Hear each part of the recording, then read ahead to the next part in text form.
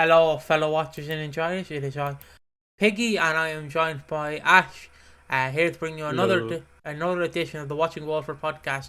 It's episode 107. Today's episode is going to cover the biggest storylines and takeaways from week 3 of 2025. All the episodes from the 13th of the 1st all the way to the 16th of the 1st, 2025. This is the podcast. This is usually where we ramble for the first 30 minutes. I ramble through the notes because I'm a grumpy old man. And then Ash just chimes in and goes, yeah, sound. Just does my old role, and it's fun. And Ash has his own segment on the podcast, and that's what we do. So usually it will go the first 30 minutes, then EastEnders, then EastEnders, then EastEnders, then maybe us chiming in, doing some shooting of the poo, and then it will be awards. So yeah. I think this time we're gonna try and have more thorough chapters. So we're gonna try list the topics with the timestamp. So you should be able to go back and forth. Probably not the first 30 minutes. The first 30 minutes is just gonna be whatever we talk about, anyways. But the actual EastEnders topics should be chapters in the video, so you know where to go if you wanted to hear about us talk about one specific topic. And without further ado, I'm just gonna put it on the two of us for the moment while I do this note. This is the 30-minute mark. Let's get into what's been happening this week. Do you want to start with anything? How have you been, mate? Will I put it back on you? Yeah, go on then. There you go. Oh, wrong one. Oh, wait, hold on. Oh, bollocks. Is everything fine? Everything is fine. Piggy's just having a meltdown with the duration. It's screwing him over. But everything's fine now. Okay. It's been an alright week. Been a bit of a humbling week, if you will. But this is the first actual somewhat week. I've actually taken this week off relatively seriously. This time, as much as there's been all of the news and all of the excitement, I've actually been trying to take this week off relatively seriously, as to not burn out. But the main problem is we got all this momentum. And just like last year, I'm just going to burn out, ultimately. Got a comment on the channel. Someone said, watching this, it was a video, it was our early predictions for, like, the 40th anniversary. And someone said, it's supposed to be a nice comment, just like, watching this in 2025, Ash looked much happier here. I'm like, I'm still happy, boys. I'm still happy. I'm just trying to be a bit more of a critic. And therefore, being more of a critic means I'm not just going to praise everything indefinitely if I don't think it's been, like, up to snuff. I'm perfectly happy. I'm doing good. It's just a full disclosure. I'm doing fine. But yeah, it was been a right week. Started off a bit rocky. All due to me having a bit of an ego trip. Go through it if you want. Do you want to go through it from your perspective? No, you can go through what I find. I'm trying to find this video. Bollocks, I need to verify it's me. I'll do that after. Well, this week I came to Piggy and I'm like, Piggy, it's time. It's time for you to go. And then Piggy sat me through like, mate, it's our channel. It's our channel. What are you talking about? It's our channel. So obviously me hyped up on all the Christmas momentum. I'm like, yeah, I'm doing this all. I'm going solo, baby.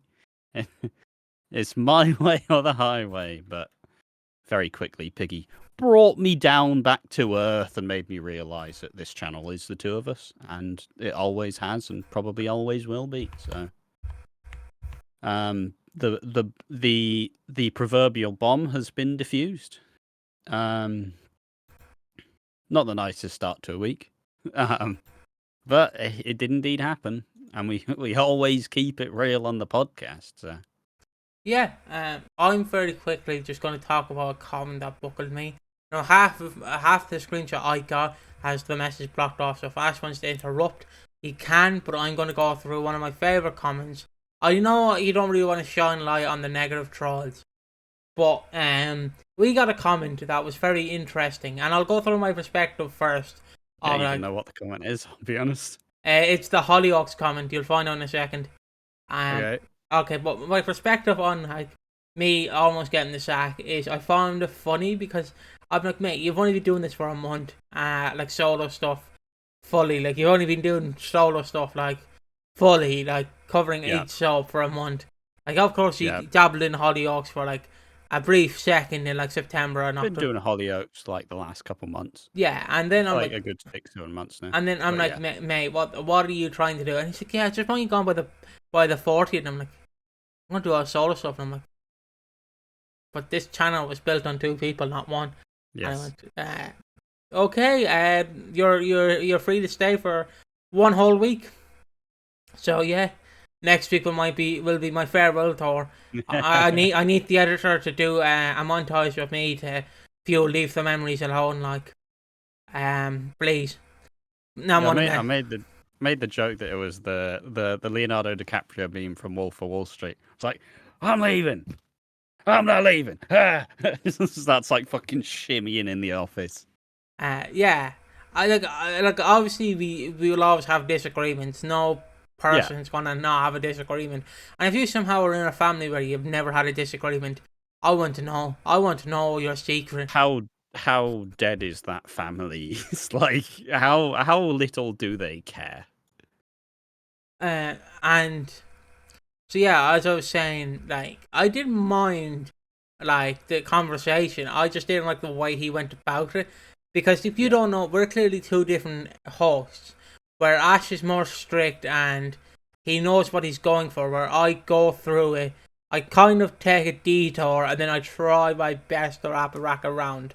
Like the only way I can describe it is like when Ireland asked the EU, can they build the roads? Can they have some money to build the roads, the new motorway? And then they ran into a problem because there was a fairy tree, and now the ancient law is you can't knock down the fairy tree because the fairies live there. And basically the EU got mad. What, fairy like pixie? Yeah, pixie trees. Yeah, we have. Oh, we have a firm belief that like if there's pixie trees nearby, you don't chop them down. You leave them up. Cause people get angry if leprechauns are mentioned. Bloody Ireland. But yeah, that was basically. I was like, oh yeah, I want you to be more like me. And I'm like, I can't, because then I won't have a personality. He's like, I don't care. Ash, just see it from my perspective. All right, mate, I understand. You can stay. And I went, thank you. Yeah, mainly. Oh no, sorry. No, go carry on. Yeah, it's just got a bit dosed up on myself. Just I'm great. I'm the man. But I don't know. It's after the Christmas period. Very hectic once again. The Christmas period, despite knowing that Christmas obviously pops off in terms of viewership and audience. Last year we got up to like 500 or something. You know, like last year we popped off. This year we're like 10,000 more views than we had last. Everything's gone crazy again. And this time I thought I was more prepared. I thought I was more prepared to deal with the sudden wave of viewership, but I was not. So, but yeah, I mean, ultimately, you handled it very well, and all settled down quite well. I mean, I try not get mad at stuff. Like if we have a disagreement, I usually try and air out as quick as I can. Because I'm just if people are young enough and they do follow YouTube drama, kind of like how Tommy Innit and Mr. Dream, like for years they've just been beefing because Dream was like, oh yeah, mate, never told him like I hate you calling me a PDF file all the time, like making jokes about it, and they just never really talked. They just went, I fucking love working with you, you prick. And then it's just like, and then like one of them, then Tommy Innit makes a joke about, and then Dream goes on a 40-minute rant on a 3-hour live stream. That's my YouTube drama I watched.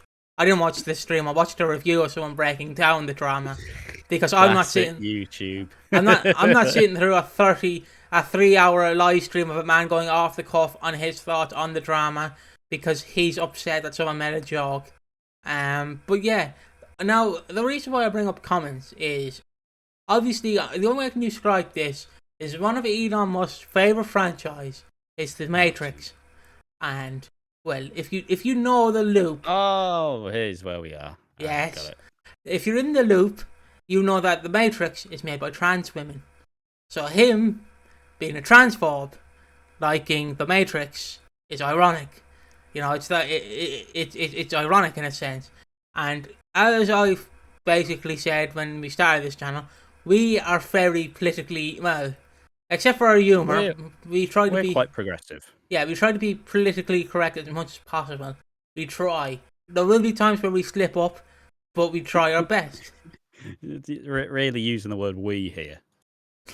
Okay, me. Okay, I won't throw you under the bus, Lord and Highness. Your Lord and Highness. But yeah, I'll keep it squeaky clean over here. Turn on that light, get the light shined in. So yeah, we try and keep it clean here.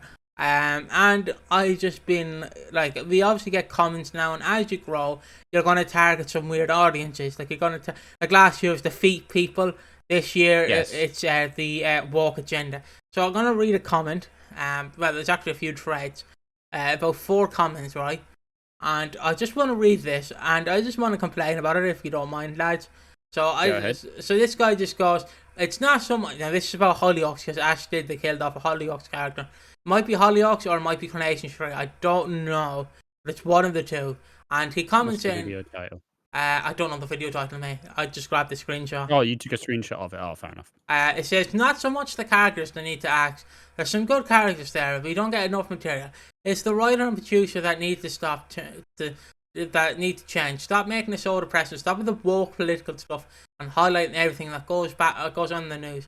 Bring back a good balance between humour and drama. It always used to have. Very true. I doubt the woke agenda will ever end in any TV show and program. It's just the world we live in. Unfortunately, too many sad, miserable people who will complain if they didn't see a blue-haired girl. I think that was the end of his comment, but it was something along the lines. So I didn't get that last bit.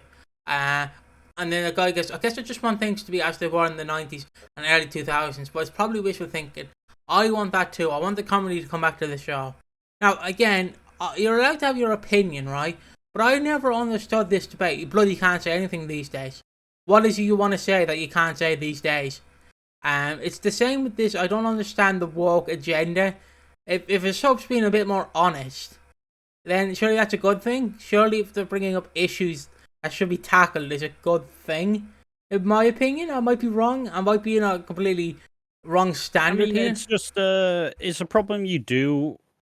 It's a problem that you face when you attract the audience who are lamenting the failure of, failure of soap, failure of modern society. It's kind of, you tackle the kind of group of people who feel everything is getting more marginalized, and to some people, marginalized doesn't mean good. Like, I don't know. Look, I mean, the titles have obviously been they've been very clickbait. But they're working, which is the problem. So everybody comes in like, oh yeah, Coronation Street's dying, everyone, bloody hell. It's like, it's not really. Like, it's struggling. It is struggling. Is it dying? No, probably not. But, anyways. It's just, you do just attract some of the people who have some not so savoury beliefs. But I don't know, it's kind of it's just a lot of the people are lamenting things from the past.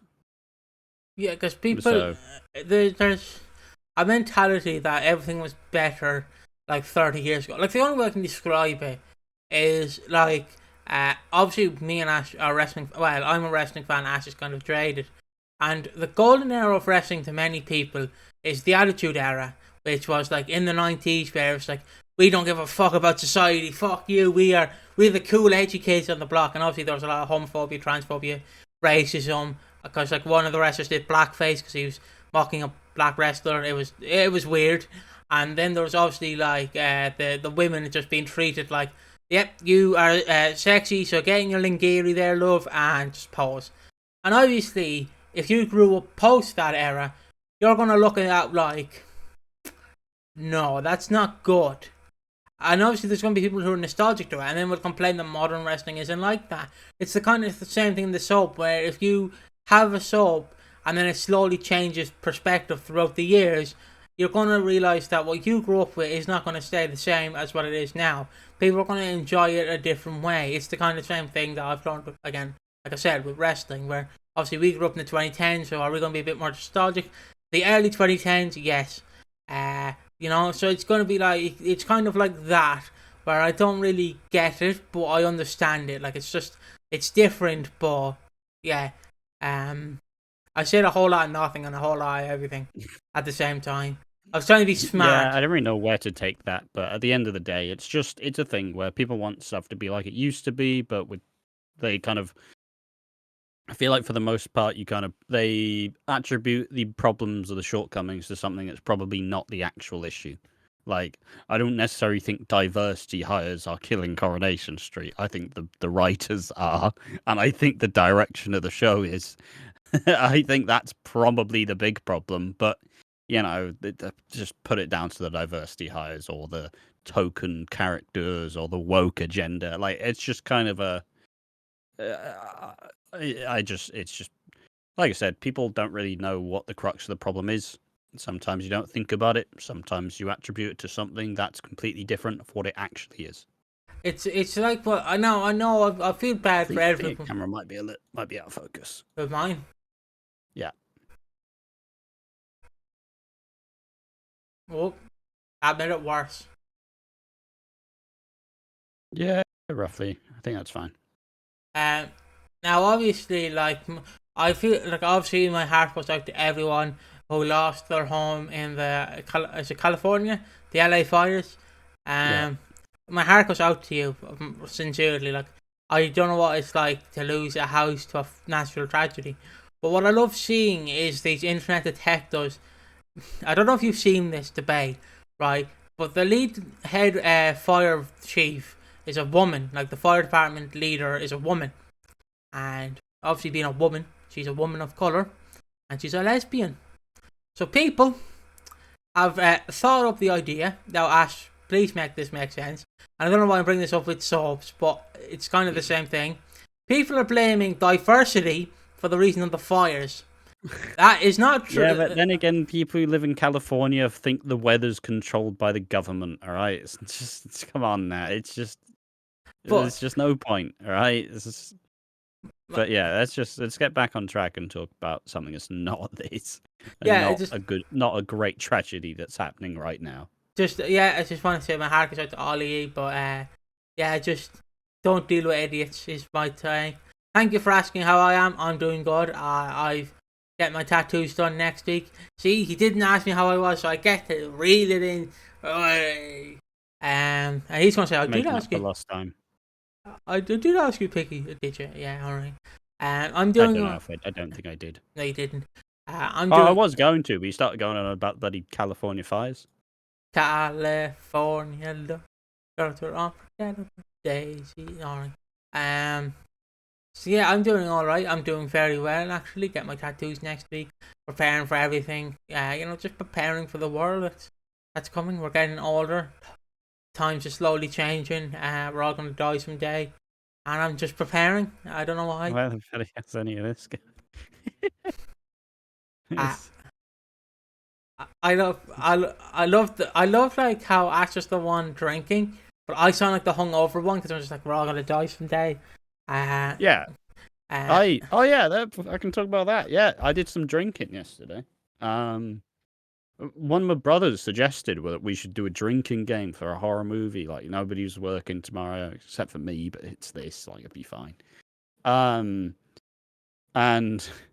guy, the one who suggested it, tapped out very quickly. Went, "Oh, this wine doesn't feel good." Fair enough. But me and the other brother, we were tanning the drinks away. We watched Urban Legends, which is a horror movie, basically Scream, but the deaths are all inspired by urban legends, like, the killers in the house, the killers in the back seat, those sorts of stuff, right? Remember to turn on the lights. All the famous, like, it's a very late 90s movie, but it's good fun and it was enjoyable. But the issue is, we decided that film 2 needed to happen. Now, a little bit of advice for anybody who does any form of drinking. Number 2 is never a good idea. It's never the right idea at the time. You may feel it in the moment, like, oh yeah, it'd be great fun, we'll just keep it rolling. Yeah, we did not finish movie number 2. It started when somebody started spewing. And that somebody was not me. But yeah, that's not even a joke either. I did not spew. I'm very thankful for that. But yeah, it was good fun. I drank 8 bottles of beer, which is way more than my usual amount. The weirdest bit is none of us really drink, so it's like, all right then, yeah, why not? None of us really drink, but we'll do it anyways. That was the weird night. It was a good night of drinks, but probably not one we're going to be aiming to repeat anytime soon. One of the brothers is feeling very sorry for himself today.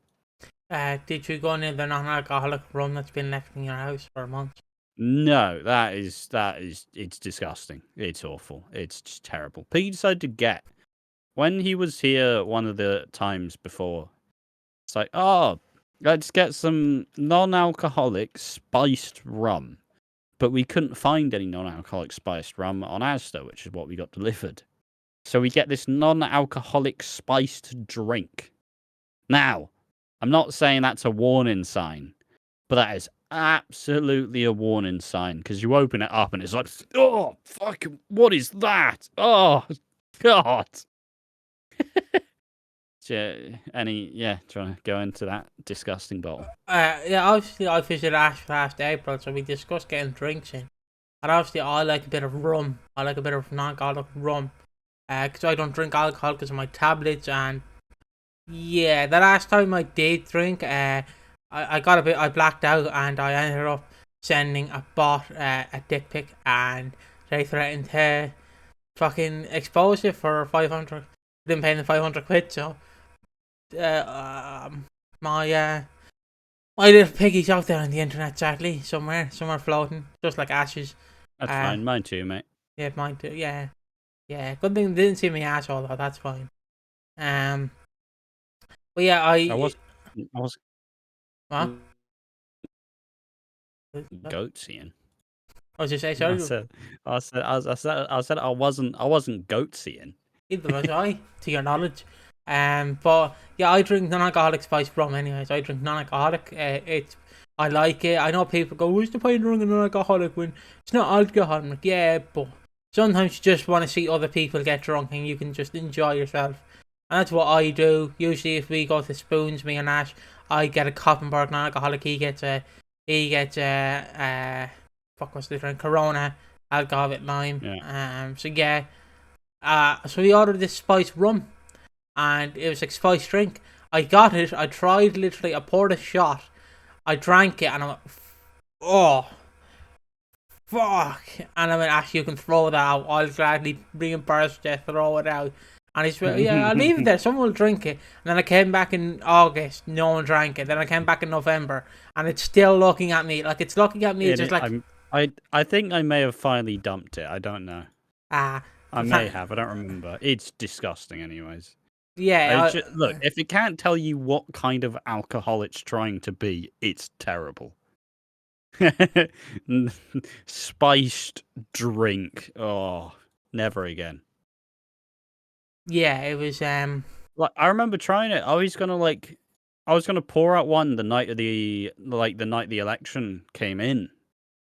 And then I poured one out, and I was like, oh, let's toast the victory. The Tories have gone down. Party time. Get your drugs out. In a video game. And I went, all right, I'll like supple this. Didn't have any Coke to put it with. And I just took a sip and went, oh, Jesus. It's like that. It's like the video where the British like middle-aged man gets out his like his own brew, and it's like, oh, let's try this drink, and then he tries it, and he's like, oh, bloody hell, just starts like spitting it everywhere. It's like the other clip I always see of, like, I think it's Joe Weller, where he's eating like he's eating something in the woods, and he's it's just like, he's like, I don't know, okay. I thought you were going to talk about the other like Brexit guy, where he's just sat there and he's going, that's bloody lovely, that. that's bloody delicious. That like just That is lovely. That is bloody lovely. Exactly. Like I thought it was gonna be that one. I just love like the memes British culture has over here. Like we have, sadly, Ian Beale's "I've got nothing left." Like my other one is like, what was it? It was a Phil Mitchell meme of Phil drinking. Obviously, I was like, some meme pages in Britain, like British meme pages, just post like EastEnders clips, like, but it'll be like just the famous ones, basically. And my favorite was like, No, sorry, keep going. I just remembered what my favorite is. My favorite one was like they posted like, me realizing that We Bring the Boom and the Hawk Tour girl will have to come to England to use TikTok again, and it's just Phil drinking and don't know why that. I think my favorite one is the Phil. He's looking at Shirley, who's like exposed everything, and it's just like me getting ready to devour that next pack of profiterole rolls, like 5 a.m. Just... I don't remember the context, but yeah. Like EastEnders memes are funny, but then you have to kind of realize British people and Irish people have different senses of humor compared to other people. Like, it was just funny. Like my other favorite one is just that is this guy going, "What are you laughing at? What are you laughing at?" Yeah, I think it's the guy on Arsenal Fan TV. That one always buckles me. Obviously, you have the bald guy. I can't say that word. The bald guy being questioned by people, and he's like, "I'm gonna lose my job. I'm gonna lose my job." Yeah, I don't really like that one. Mostly just because all those videos at some point, not obviously defending any of the thing, but sometimes those videos feel like they just want to beat someone up. They just want to absolutely batter someone silly. Yeah. Like a deep fat fryer. I just sometimes it feels a bit too bloodthirsty. Like some of the videos just make you feel sorry for the predator, and then like, I shouldn't feel sorry for them. They're a predator, and it's like, but it's just like, because I don't, right, to me on those videos where they go hunting in quotations for these predators, I don't like it. I don't like it because I'm like, you're not professionals. Like Chris Hansen can do it because he has the police involved. Does that make sense? He has the police involved. Well, he used to. Well, he used to, and he sometimes still does. Does he still do it? Yeah, he still does it. He still does it online. Like the famous internet. I mean, I'm sure he has a good fun doing that whilst he's avoiding his taxes. Cheeky bastard. Like the recent one, and Ash can go, "Oh no, why did you bring it up?" Like, the recent one he done was like obviously Onision. Like he went and like tried. They're recent, isn't that like 4 years old? Yeah, but well, it's still more recent. Like that's what he's been recently doing. Yeah, it's more recent than Catch Predators. Yeah, sure. And like obviously you got the police involved and everything. I think you have that funny image of Onision wearing a bulletproof vest at the fucking courthouse for some reason, just looking like a GTA character in a cutscene, just like a clown makeup on. Yeah, but yeah, they're still going. I don't really get it, but if it makes you happy, just do it. But yeah, some intentions are never really that good. But yeah, it just fair enough. What's some of my favourite British memes? I always love the Scottish memes. The Scottish memes are unreasonable. Like, you obviously have the, like, how much did that fresh Rolex set you back? An hour. It's fucking just screaming. Oh, there's so many good ones. There's so many great. I don't know. British humour's unparalleled. I'm not saying American humour's a bit ass, but like, I'm glad that British humour is better. Obviously I don't like Ricky Gervais, but like the one I do love is him in The Office, and it's just him sat in the chair going, "What are you doing here?" And not in a racist way, because they all love him. What are you doing here? It's just like they post it when it's not when it's like this player is in something he shouldn't be in, and then it's like, "What are you doing here?" Or like one of them was David Brent. I think that's the guy Ricky Gervais plays on The Office, and it was like Luke Litter. like some girl like asked Luke to glitter her out. Some like young professional athlete. What the darts player? The darts player, and fucking, and that guy jogs. Some young professional sports athlete, Luke Littler. No, no, A no, guy no. who's 17, who looks 35. And basically the clip was, it was like Ricky Gervais as, I think David Brent is the guy's name, the character he plays. It's just him with his shirt out, and obviously he's fat, and he's just like doing these muscles like that to this woman, and he goes, "What do you think?" She's like, "Fuck off." I just like, it's like Luke Litter to the woman when she asked for advice. Yeah, I love the Luke Litter memes as well. The 30-year-old darts player. It's just while that he's the youngest and probably like one of the greatest like darts prodigies ever created, and he looks like that. Like, he was getting served pints at the age of 3. Let's be honest. Have you ever seen the 8-year-old, the baby drinking Guinness? Like this 8-year-old just sculling Guinness. It's funny. No, I don't think I want to, honestly. It's honestly funny. You feel bad, but at the same time, I just laughed because he done something I can't do. He just sculled a Guinness. Yeah, fair enough. I sculled a Guinness once, but I was an alcoholic. Still. One thing that I don't know why this is a deep cut, and if we can just not. One thing you posted the other day, which I guess I'll forward it again if you want to put it on screen once I find it, is you at like 5 in the morning looked at some really ugly crossbreed dogs. And you went, "Oh, they're actually quite cute, aren't they?" I'm just looking at them like, what are these abominations, honestly? It's like a bulldog with fluffy ears, which is wrong. Right, that's just wrong. You can't put fluffy ears on a bulldog. Just forward it, and I'm trying to find it. But the other one just looked gross. Just you went, "These are so cute," and I'm like, no. How dare you? How dare you suggest these look cute? All right, I've just forwarded it now. All right, that should be on the screen in a moment. Oh yeah, I just want that on record. Those dogs are horrendously ugly. There it goes. It's on screen right now. I just want to question your taste entirely. One of them's called Mogi, the Star Wars dog, because he looks like a young what the fuck, Yoda. I feel so bad for these. Does he?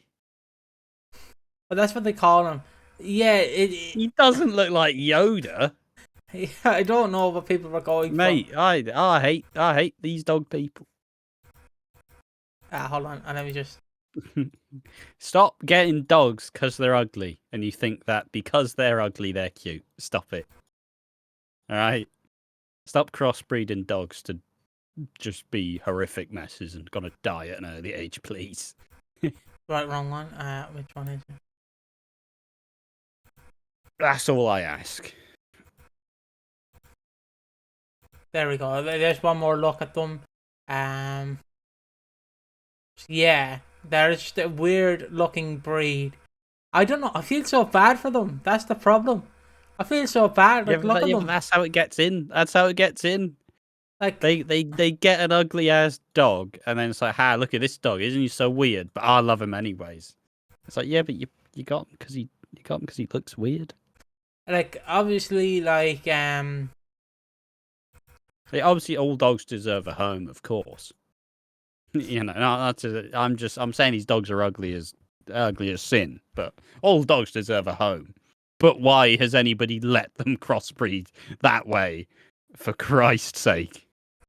Like, obviously, I know that dog suffers a lot with breathing.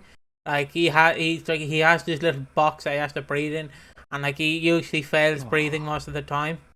So like, Jesus. So like, it's more no life.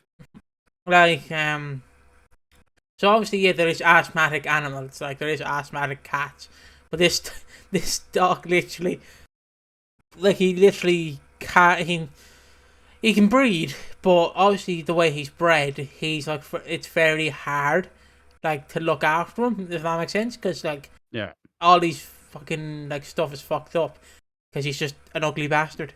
But yeah, I feel so bad.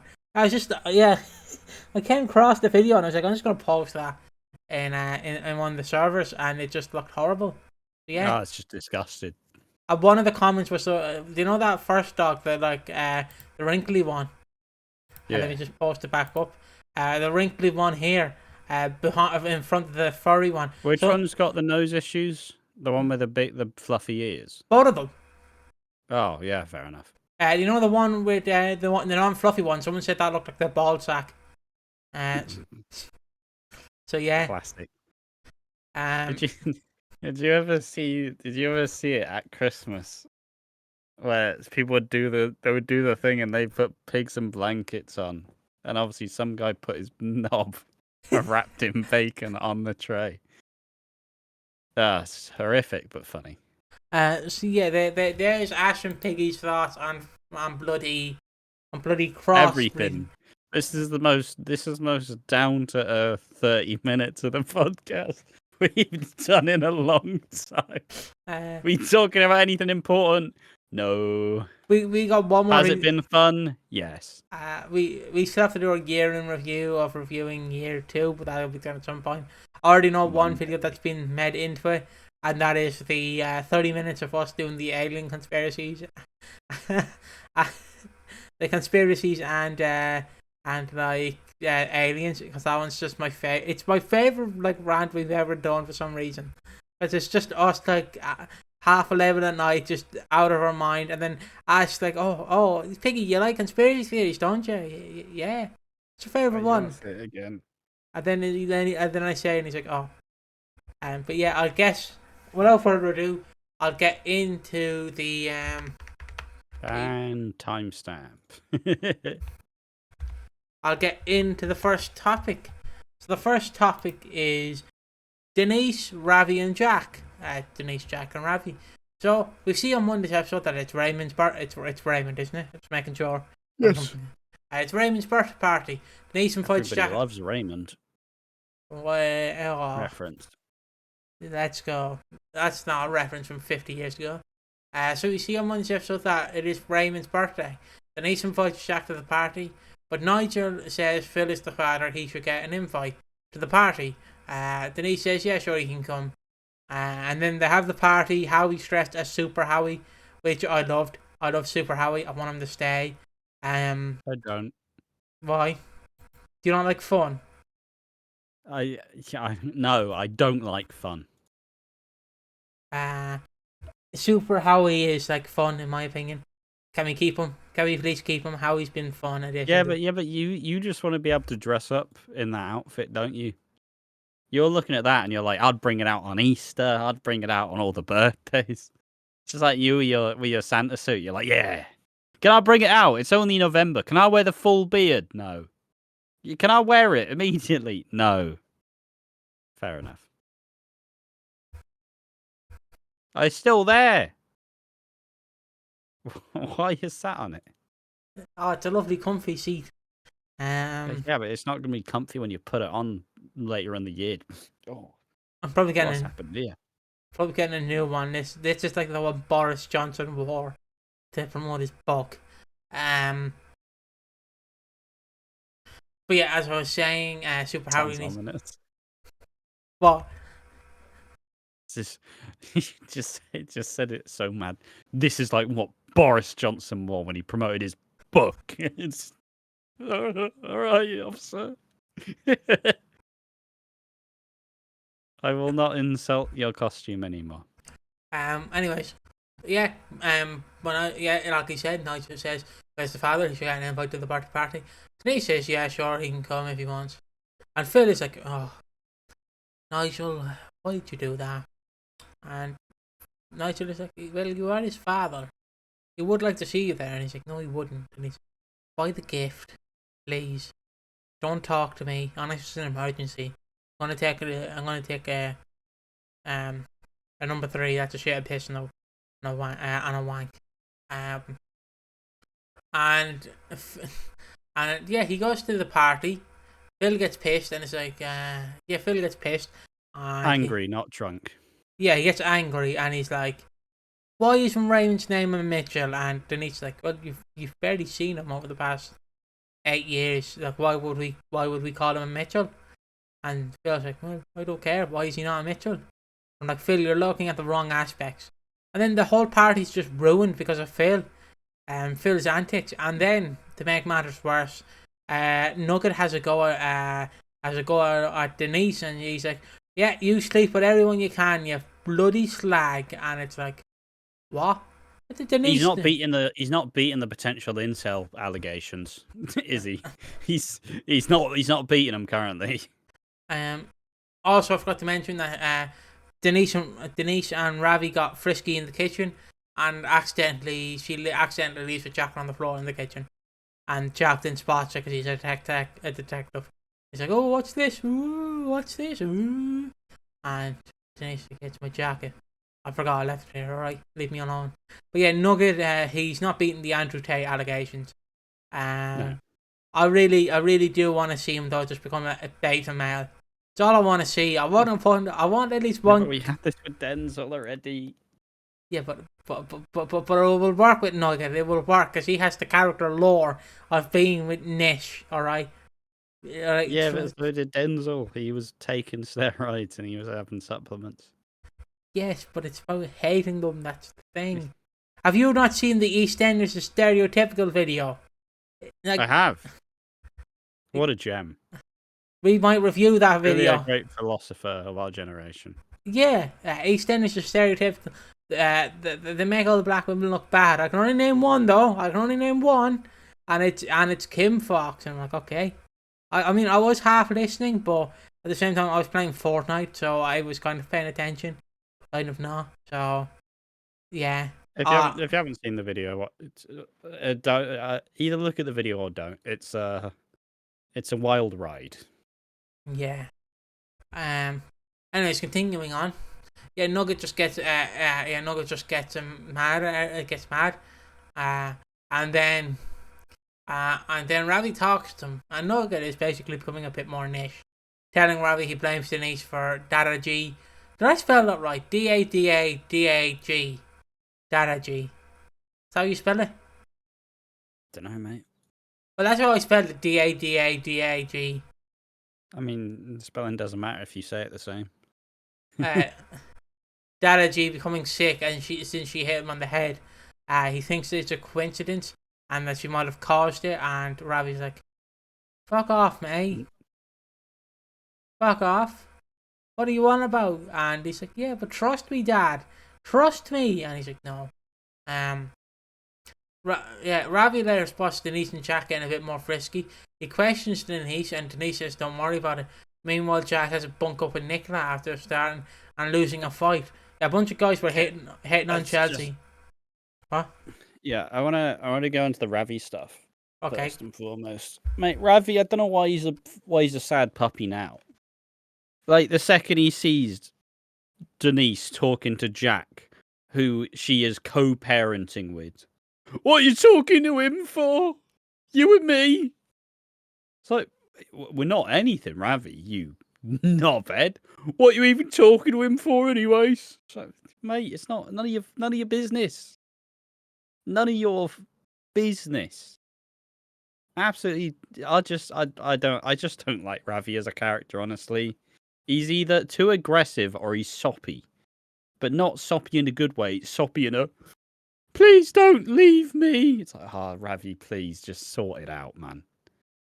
Like, you're a dealer, but you're treating this relationship like you're in the school disco. Like, what is it? You're just bunking up. Nothing more than that, is it? I just don't like Ravi. As for Jack and Nicola, Denise pawns him off, and so Jack is drinking in Harry's barn by himself. He interrupts a fight as a couple of men were getting a bit handsy and just gross and misogynistic towards Chelsea. He takes a crack to the nose. Nicola soothes all wounds, and they have this really fun passion. And then they start having a little, how's your father? I need to pull up the video at some point, But yeah, Nicola the following day, basically. I don't know if you've ever seen the video, Ash. Have you ever seen the video of Jeff Hardy going up to McMahon doing that? Like, obviously, if you don't know, Jeff Hardy's taunt is he does that. There's a video where he goes up to McMahon and he's like, and that's basically what Nicola does to fucking Penny's like, that's what your dad was doing. Bloody F you. Well, Just, the main point about this is Nicola and Jack, they bunk up together, they have a good time, and then Nicola goes, I want you to meet the kids. Just tricks him, and he's like, oh, bloody hell. And then they just go, yeah, can we just really keep it to ourselves? And then Nicola kind of spites Teddy, who's bragging about his holiday with Sharon, and then she bumps into Penny, and she says, I don't know, Penny's like, what are you doing? And then she goes, your dad last night, way everywhere, all over the place. So Jack's fuming, Denise hears it, Teddy and Sharon hear it. I just love Nicola. She's just a chaotic ball of energy. and like, she just walked into her. You can clearly see she's there. And that's and then the other bit that I need to bring up before we get into the next topic is Phil and Nigel have an argument because Phil just is getting mad at the simplest things, which is understandable. Like, because Nigel's like, you're struggling. He's like, I'm not fucking struggling. Please leave me alone. I'm not struggling. And Nigel's like, you are. And he's like, what did I tell you, Nigel? What did I tell you? And Nigel's like, okay. And then basically he has a conversation with Yolanda. And It's like Joffrey. It's like Tywin going to Joffrey in Game of Thrones. I think the king should go to bed. I'm not tired. All right, off you go, Joffrey. That is Nigel to Phil. And Yolanda basically talks to him, and Nigel's like, okay, yeah, I should tell him, but I don't want to. He said too much About the dementia. Yeah, about the dementia. So next up, anything else on this? No, I like to go back previously. I like Nicola and Jack. I like how the Ravi. I don't know how Ravi. I don't know how Jack's gonna win. Is my question. I don't know how Jack's gonna win the poll. But if Ravi is still just the puppy dog, I will definitely vote for Jack instead of Ravi. But I still don't want either. But it is definitely heating up ahead of the 40th, which is exactly what they wanted. Well, was it? Who knows? But it's going as it should. I like Nicola and Jack together. Jack's always had a thing for blonde Mitchell women. It's kind of his type. But yeah. I just like that. Yeah, Jack. No, won't tell anyone. Won't tell anyone. The second anything even minor happens, like she basically just stubs her toe. Yeah, bloody me and Jack are pumping. What? Why are you telling everyone? Sorry. Whoops. My bad. Even though she gave Phil alcohol, I still love Nicola. And continuing on, we are sticking with Ash. Timestamp. I know. I was doing a warm up first. Give me a fucking second. Sorry, that's just me getting mad. So I was doing a bit. And now sticking with Ash. It is time for the Ruby Island special. I did my own Facebook, thanks. So yeah, would you like to let us know on the Ruby Island special, please? I was letting it all build up because I interrupted the preamble. It's all right. Letting it build up more, and then it finished. Not much Ruby stuff this week. Simply saying, this week is more about Martin, just essentially him disagreeing with Reese a little bit more, but then the market stuff heating up because for some reason still the market is also another story going into the 40th. Perhaps that's where the Queen Vic fire starts. Maybe. But ultimately he wants to make sure that basically for some reason Martin's fruit and veg that he posed out with dangling in the wind, it did quite well for the market's presence and outreach. And so there's been a lot more help towards it. So they then go, yo, you should help. Ruby says, you should definitely help more. And he ends up getting help from Stacey to perfect his little campaign. Then the day after, well, she's a bit miffed by him immediately just swanning back to Stacey. Just like, all right, Martin, cheers, mate. I could have helped, you knobhead. Why aren't you seeing baby Roman, Martin? But then the day after, they learn that the Bridge Street Market is saved. The one on Turpin Road is not. So basically half the traders are screwed. I think Stacey's bat van needs to move or just be gone. So yeah, half the market is being closed. So is Shrimpy gone or is Shrimpy safe? I don't know. I didn't look that hard, I'll be honest. Oh. Well, I just think Stacey's bat van shouldn't be counted. Stacey's bat van should stay there. Like, Stacey needs her job. And those BAPs are lovely. Like, why would you want to get rid of it? I know she's on maternity leave soon, but still, keep that bloody BAP fan going, love. I need 2 sausage BAPs, 2 rasher BAPs, and an egg BAP, please. I don't know how to feel about this storyline. Oh bloody hell! What was that? You just screamed right to my ear. Oh, there was that. I didn't think it was that loud. My bad. Because all I heard was a high-pitched BAP, and I'm like, what the hell is that? Just enjoyed the amount of times you said the word BAP. Ah, sorry. And it's just the status quo. See if YouTube will censor the word BAP. Oh, bloody hell, I fucked it. I'm pressing the wrong 2 again. Bloody hell. I always do it. But yeah, now it's time for Reiss and Sonia's... Reiss and Bianca and Sonia's time. If you are... Where's Bianca? Well, she's back. Well, I'll tell you where Bianca is if you will listen. One Monday's episode, we see that Reiss is going to visit Sonia, and Sonia is absolutely shitting herself. Prison has been hard on Sonia, but for Natalie Cassidy, Channel 4 has been easy for her. And also get a new spot in a BBC Three drama as well. Oh, that's more drama. I don't know what it is, but anyways, more time in the slammer. Then I see, Ash. So I got some bad news for you, Ash. It was going to end at the 40th, but it's going till the 50th. It's going to the 50th now. Whoa! At this pace, I wouldn't be surprised. And yeah, so it's Chris Clenshaw's biggest weakness is he just can't refuse this awful Reiss plot. He just can. He's just like, you know, it was like me with Pringles like 2 years ago, where there would just be a Pringle can. I'm like, oh, no, I can't, man. Because for some reason, that time period, just Pringles were the best thing ever. And I had like 5 in like 4 days. And it's like, oh, God, I can't. My mouth hurts. Oh, that's Chris Clenshaw, Reiss. And I am ready to see the back of him. So yeah, he goes to see Sonia, and like he wants to touch her for some reason, like in a nice way. He wants to like rub her shoulders, like in. What, Bianca? No, Sonia. No, Sonia. Yeah, carry on. I'm done. And like Sonia's like, you can't touch me, bloody fuck off. And Reiss is like in a weird situation. He doesn't want to go down for his crime, and if he does, he proves Bianca right, and he also pisses Sonia off. And so I think you should be more than pissed off, to be honest.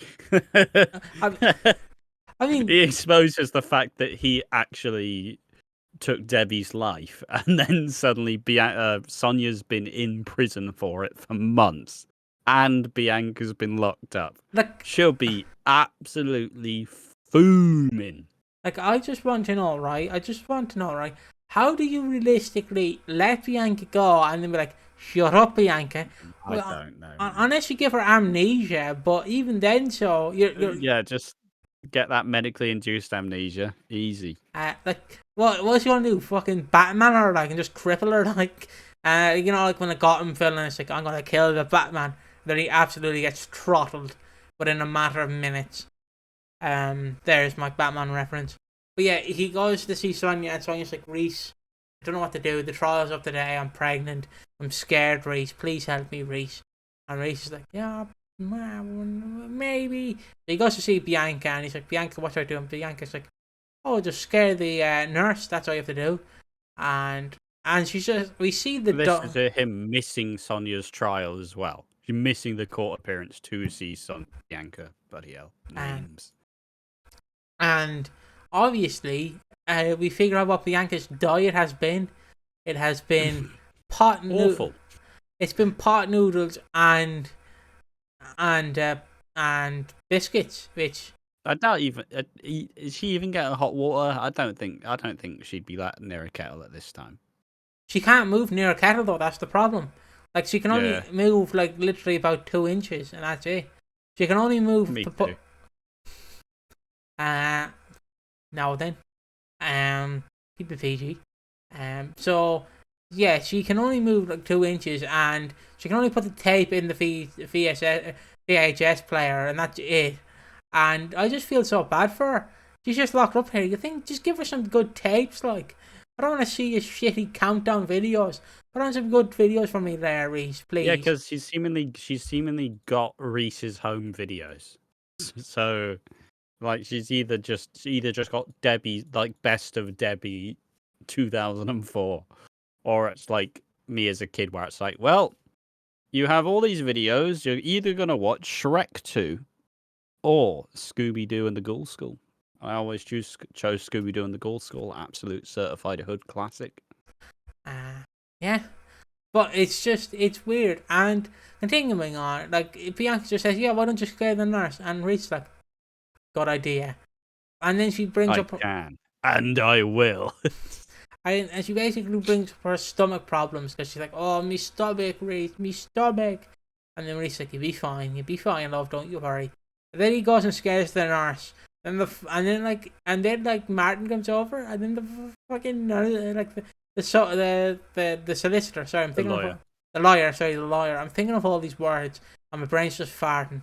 The lawyer comes in and it's like, Reiss, you fucking idiot! What did you do? And Reiss like, I did nothing.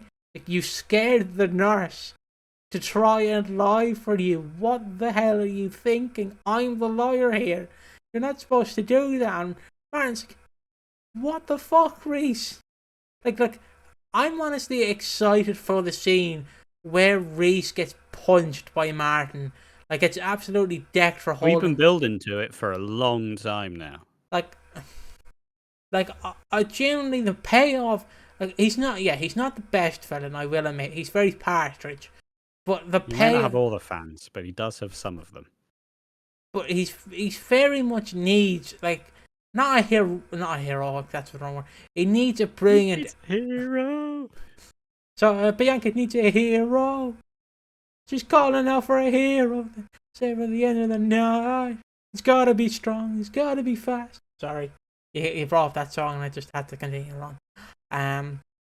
But yeah, like, it has to be a satisfying ending. I just don't want him to go to prison. Like, I want something bad to happen to Reiss. Like, he walks out and he has to go to prison. No, I want him to walk... He has to go to prison. There's no way he doesn't. I want him to walk... He's been scheming behind Sonia's back the entire... Well, maybe not the entire time. He's sent her to prison. He's locked up Bianca. He's going to jail. I just want him to get hit by a car, is all, in the show. That's all I want. Hit and run. Manslaughter. He scares the nurse, and then, like, Martin calls the next day and he's like, Reiss, where were you? And Reiss is like, oh, bloody lawyers are calling and everything. They called me this morning. And Martin's like, funny, because they called me and they said you won't answer. So he delivers by a mash to Bianca, and they talk. Bianca's still handcuffed. Her arm must be killing her. She's handcuffed, and she still doesn't do anything. She's just watching these old TV shows on the sea. I didn't even know there was even electricity in it. She's just like watching these TV shows, and it's like, yeah, sad. He's got water there. Yeah, sad little life you have there, Bianca. And then the following day he comes back, and she also acts up her stomach again, and she lays on the ground. And this is so partridge. Like, you're not. The one thing I will say, I do love how Bianca I love how Patsy Palmer is having to act Bianca, who is acting ill, and Bianca is a terrible actor. But obviously, Patsy Palmer's pretty good. So, like, it's just a funny little stupid meta bit. It's like when they try to cover the baby bump with some ridiculous, like a banner or something. It's just funny. It's just funny to see Patsy Palmer. It's like when there's like a famous clip where in Looney Tunes. I don't know why I always bring up Looney Tunes. I don't even care about a Looney Tunes band. I was Tom and Jerry all the way. Not even the original Looney Tunes, but regardless. But there's like a clip of like Bugs Bunny's actor having to do an impression as Bugs Bunny of like Daffy Duck, and it's just wild. Yeah. But yeah, it is very much Looney Tunes. But this next bit is very Partridge. Coming from an Alan Partridge fan, because Bianca lays on the ground, so she's like that, just dead. And then Reese comes in, and fucking like just uppercuts him right out of his fucking boots. So I can't say the C word. Shins him. And Reese is like, no. And she tries to get the keys to free herself. And then Reese, no, I can't do that, Bianca. No. She elbows him. And then somehow he gets the keys back. I'm like, use the train to your advantage, Bianca. Go on. And he sat there crying. He's like, I'm pathetic. I'm not that bad, am I, Bianca? It's like, you've kidnapped me, Reese. You've kidnapped me. Yes, you are that bad, But then she kind of tries to flip, like, oh, you're not all that bad, Reese. You just don't know what you do. Just don't know what you're thinking sometimes.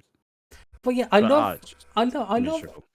Like, there is these scenes that I love, but I love like how he's like, I'm not that bad, am I, Bianca? I don't know. You killed someone and you kidnapped your fiance's sister and put your fiance, who's pregnant, who you stole the money from your dying wife. You stole all her money to pay for this IVF because you can't conceive a child. But no, you're not a bad person, Reese. Don't worry. Yeah, you are. You're a terrible person. But yeah, it is very funny to me because yeah, he's just sat there and he's like, I'm not a bad person, Bianca, am I? And Bianca's obviously trying to get free. She's like, no, Reese, you just misunderstood. And then she snaps. For some reason, I thought that Bianca was going to start trying to seduce Reese to like get out. I thought that was happening. I'm like, this is going to be so strange. This is going to be very odd. But I'm all here for it. And then basically Reese like goes, I'm not pathetic, and then just leaves her to die, and he just runs off. And what am I supposed to eat? Well, you should have thought about that. Oh, Reese, for God's sake. Yeah, it's so crap, but I do love it. That's the problem. I do love it. I do love these campy scenes because I'm thinking, usually how I watch EastEnders, I watch it and then I do it's either the autistic or ADHD brain where like you have the subway surfers underneath. But how I watch it is I watch it like in picture and then have like play my Hexel Pixel game where I have to match all the pixels together. And so, but obviously I was invested in these scenes. Like I'm still paying attention. Don't get me wrong. I'm still paying attention. I don't want people to think I'm not. But I'm still like I'm playing the game while also watching the episode. And I just, whenever I seen the Bianca scene, I was like, I'm going to put this on full screen because it's going to be so stupid. And I rewatched her hitting Reese twice, and I just loved it. So yeah, I know Ash is probably disagreeing with the way I watch EastEnders, but yeah, that's how I keep my brain entertained. Hey, if you know what you're talking about, that's all that matters, mate. So yeah, it's just, the autistic or ADHD way is all I say. But yeah, that's the Bianca and Reese stuff. I don't really know how to feel about this. Like, it's funny, but it's funny, but it shouldn't be. like I don't think, maybe my read on Chris Glenshaw's wrong, but do you think Chris Glenshaw's like watching all this stuff, like, oh yeah, it's really, really good stuff. Everybody's really loving this. Like, is that, how do you think the writers actually perceive of this stuff? Is it supposed to be funnier than it is? Is it supposed to be absurd? Like, I don't know. But either way, I don't like it. See, in my eyes, how they want it to be seen is they want it to be serious stuff. But the problem is you can basically make anyone a villain. Like, if you really wanted to, you can make Bob the Builder a villain, if you really wanted to. But the thing is, when you're making someone a villain, you have to make it interesting. You can't just go, oh, why is Bob the Builder evil now? Oh, bloody taxes are gone up, so he's rebelling against the system. Okay. That's not bad. And it's like, yeah, but it's funny because he has talking machines. Like, okay. It's the same like with Reiss, where it's like, whoa, wow, Reiss is supposed to be this terrifying man, but he's literally scared of this woman who's handcuffed. Not supposed to be. I don't know. I don't know. I don't know why it is the way it is. I don't know why this is the direction Reiss has gone. It seems like at the start it was supposed to be someone who's just in over his head, and he's actually, because he's unassuming and nobody's really going to believe that Reiss is doing all these dark things. But it's gone on too long. It's gone on way too long, and it needs to wrap up very quickly to save any face. It has been one of Chris Clenshaw's weakest aspects, in my opinion. Because obviously Reiss, I liked him at the beginning. He was just quirky man, but they've slowly tried to make him it's kind of Bobby Beale effect from 2014, where obviously they want to make Bobby Beale the next Nick Cotton, but he's a 10-year-old, so you can't really, do it. And it's kind of like that, where they're trying to make him this big villain, but it's like, am I supposed to root for him? Am I supposed to boo him? Am I supposed to laugh at these scenes? What am I supposed to do? And it's like, you're supposed to like be mad at him. Like, I'm not mad, I'm just disappointed. And I'm like, why is this getting TV time? Obviously, I love Patsy Palmer's great, and I actually buckled my dad. Because I went up to my dad yesterday and I went, do you know what Patsy Palmer does?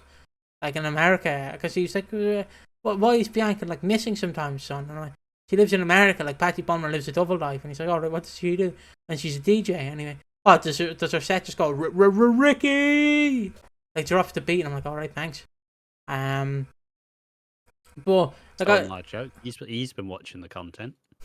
But like, obviously, like, Patsy Palmer's great. Natalie Cassidy, it's decent. Johnny Freeman is. I think Johnny Freeman, he's doing a good job of what he's given. I just don't really think the direction's what we want. And hey, maybe it really ramps up and becomes better if it ends well. But, and I'll let you continue in a second, but my entire problem with the Reiss stuff is you don't know how to feel at any time. Like, at the start, you go, Reiss is weird. Is he likable? Okay, he's not, but he has a wife. Oh, he's got a wife. Okay, that's unlikable. Oh, no, but the wife is in a coma. Okay, so now he's sympathetic. Oh, and then he just murders the wife. Like, sorry, what? Excuse me? Yeah, and now Bianca's being kidnapped and Sonia's in prison because of Reiss. Sorry, like I think it's a bit unclear as to what how are we supposed to feel, and I don't really think EastEnders knows that either. They don't, at least to me. But moving on to the final topic, because I do not want to talk about this anymore. Fair enough. I would quickly like to move on. It is time for the Cindy stuff now. What is the timestamp? I'll just put 09. There we go, that's done. So the Cindy stuff. Now, Cindy obviously woke up last week. She woke up in the hospital. No, she called out for Ian. And we found out this week she just wanted to talk to Ian. She just wanted to talk to Ian because no one else would talk to her. And she just didn't like how all of her family shunned her out. I'm like, you caused it. And she's like, yeah, but where's Ian? And then Ian's just like, just piss off, love. Please, just piss off. And throughout the week, we see Cindy is she's in hospital, and the police are like, can you remember anything, Cindy? He's like, I know who attacked me. And then it's like, who attacked you? And I was like, Lauren. And I'm like, no, oh, God. And then the other night is trying to figure out what to do. As like they see they keep seeing her, but they don't know how to feel. Like, Gina really wants to continue seeing her mother, but Anna's like, no, you can't. or Anna wants to see her mother, but like Gina's like, no, you shouldn't. And then like they pick up a candle for her and everything. Well, no, Elaine offers to give a candle that she got from Tracy, which is a lavender scented candle, and she said, "Smells horrible, but she can have it." Love Elaine. Yeah, they give her a candle, and in hospital, like they keep asking her questions, and she doesn't remember anything, and I didn't want to believe the Cindy theory of Cindy Junior coming back, but they have very much hinted at like Cindy Junior. Does that make sense? Have they? Yeah, because throughout the thing they were like, "Oh, my daughter hasn't come to see me. My daughter hasn't done this. My daughter hasn't done that," and I'm like, "Oh, oh, oh." Is that not just Gina? No, she's on about her other daughter. Like, cause at least Gina's seen her. She's on about Alright, fair enough. Cindy. I've been misunderstanding, I guess. Unless my theory comes correct and it's Lucy Beale, back from the dead. Let's go. Which I know which would wreck on a lot of things, but would be so funny. Please no. It would be so funny. Like, actually, imagine Bobby went to prison for a period of time and just kidding, lol, wasn't actually dead, lol. See ya. But Ash, think of the good thing. The content. The content. Whoa. Yeah. Whoa. But yeah, so it's like how El Dorado, the BBC's like other soap that they tried to do back in the 90s with Julia Holland, Tony Holland, Julia Smith, where they tried to redo it and do it in like Spain as like expats who moved to Spain and go on holiday. It had some like EastEnders long stays like Charlie Slater, you know. And obviously Digital Spy wrote it as, "Oh, it's been revived. It's been revived. It's coming back to screens." It's yeah, they've just got the rights again. But it's on a break. But the chance to say EastEnders revives seconds or BBC revives second soap next to EastEnders was too strong. I didn't do the video. But yeah, I just throughout the week, Sydney is like talking to Peter and trying to convince Peter. But Peter is the only one who'll listen to Cindy. I'm like, "Peter, stop it. Stop it. You're breaking my heart, Peter. Why are you doing this?" And Peter is like, "Mom, I'll sort everything. Don't you worry, I'll sort everything. Ian, can she stay with us, Ian?" And Ian's like, "No." "Mom, Granny, please." "No." "Okay, fuck. She can't stay with the night. Bollocks." No.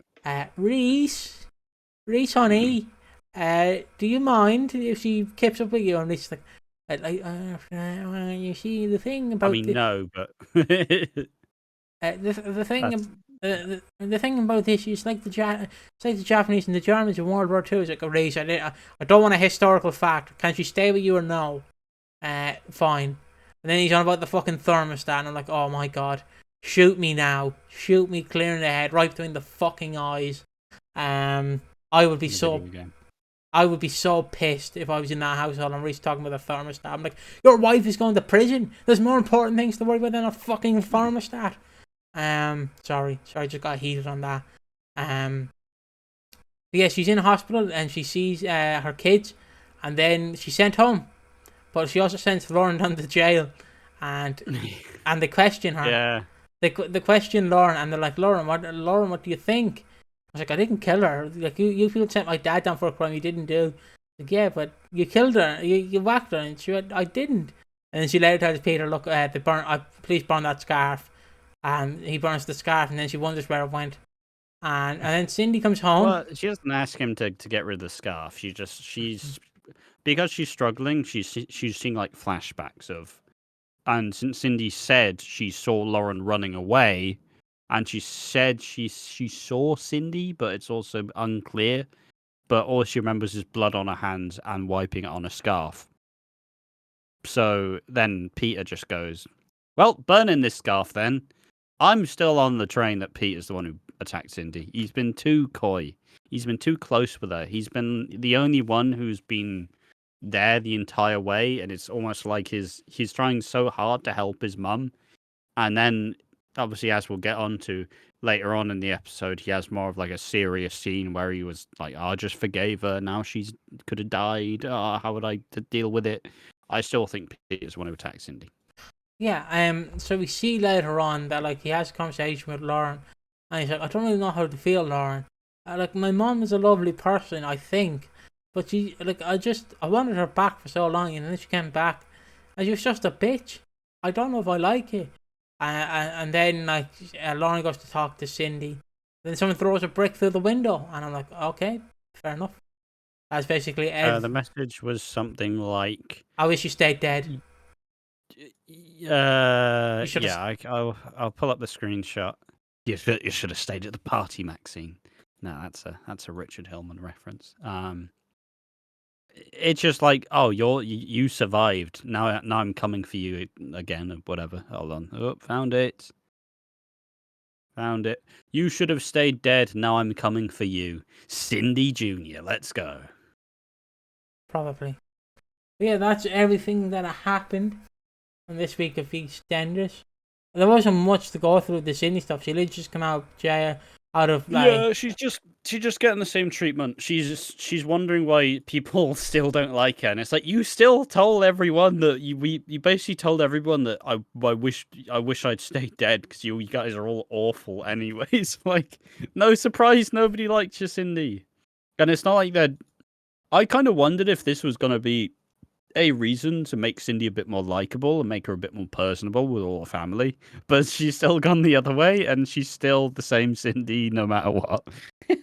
I thought this was the way that, if Cindy is going to stick around, you need to somehow make her more of a liked person, so someone lets her back in, or she gets back with Ian or something.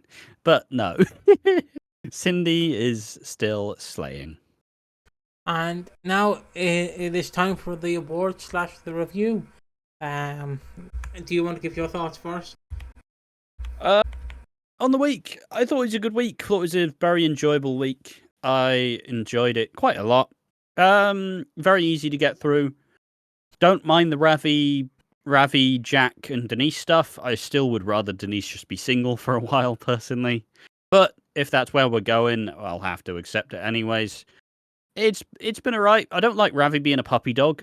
Like, I get that Ravi's just had these big scenes where he's finally stepped up to his abusive dad and he's finally taken control. But, like, he had one scene where he's like, Denise, how am I supposed to deal with the grief? But now he's just a sad little puppy dog. Like, why are you spending time with Jack, but you're with me? We co-parent, Ravi. Yeah, but we're together now. It's like, you don't own her, Ravi. That's not how this relationship works. I like Nicola. Nice to see her do more stuff. And it's funny to see Jack bunk up with another Mitchell blonde, as is his nature. Still very unsure how to feel about the Reiss stuff. And that's probably that, as you put pretty aptly, it is the weakness of Chris Crenshaw. He just can't resist not putting Reiss on our screens, and I don't know why. Yeah.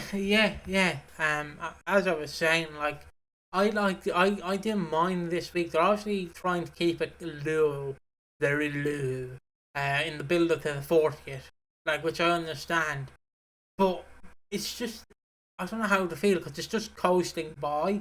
Is all I'm thinking. Maybe I'll enjoy it next week. Who knows? But did you not enjoy it this week? I didn't. I did enjoy it, but it's not great either. It's not great. It's just there. Does that make sense? It's just fine. Yeah, like, obviously there will be weeks where we don't enjoy it and other people will. And I'm not saying like, oh, it's fucking shit now. The show's shit. It's gone to shit. It's not. It's still good. It still has a bit more to go. I'm just saying that it's building up to the 40th, so some weeks will feel less special than others. Yeah, but that's for sure. I mean, not every week can be gangbusters. Yeah, and it is the January tradition, right? Let's all just acknowledge that January is the worst month of the year. Nobody likes it. Everybody would skip it if they had the option, and everything suffers in January. And like, you were allowed, like, obviously I enjoyed the Cindy stuff, like the brick throwing. I wanted her to Matt Murdock that brick, where she catches it with her hand. Like in Spider-Man No Way Home, where Matt Murdock catches it with his hand, catches the brick being thrown through the window. Oh, Daredevil. Yeah, Daredevil. Sorry. Which who's that? Which, side note, just very quickly, I am looking forward to the new Daredevil TV show. That's going to be fun. It looks good. Like Daredevil, my favourite guy. Just still mad she all smashed him and I didn't. Charlie Cox is a sexy man. But yeah, I enjoyed this week, but reaches the downfall for me. It's just like I don't like him. I don't like him. It's just you're trying to make me feel bad for Bianca, but at the same time I don't, because Bianca's a silly bitch. Why would you follow a killer to like your demise? The only way I can describe it, right? I understand that she was desperate, right? Sonya's finally gonna be free. She's gonna be free. I've just been trapped. So it is very stupid. Like, yeah, sure, Bianca would do it, but for Christ's sake, like the only way I can say is like if a killer admitted like they killed your mother, and then it's like, oh yeah, but you can get the evidence if you follow me, and then you follow them, you fall into a pit of doom. And it's like, well, it's your fault. You fell into it. It's like not my fault. Yeah, just like egg on my face. You were stupid enough to believe it. Why would you believe it, you idiot? Or to can I give a murder reference? Sure. It's like when it's like the police when Jeffrey Dahmer was bringing all the people back, and then the police were like, clearly nothing's going on here, and like the men were like, he's screwing her brains out, like literally he's putting he's putting a drill to her head and screwing her brains out, and the police were like, I see nothing wrong, and then the guy stayed employed until like 2015, and I'm like, what the fuck? So yeah, it's kind of like that in a sense. Like, we're clearly telling you something's wrong here, but you will follow us, won't you? No. But yeah, now it's time for the awards. The 3 awards are Who Needs Slapping Down, the Keanu Taylor Award of Excellence, and Most Underrated. So going first is Most Underrated. Who's most underrated for you?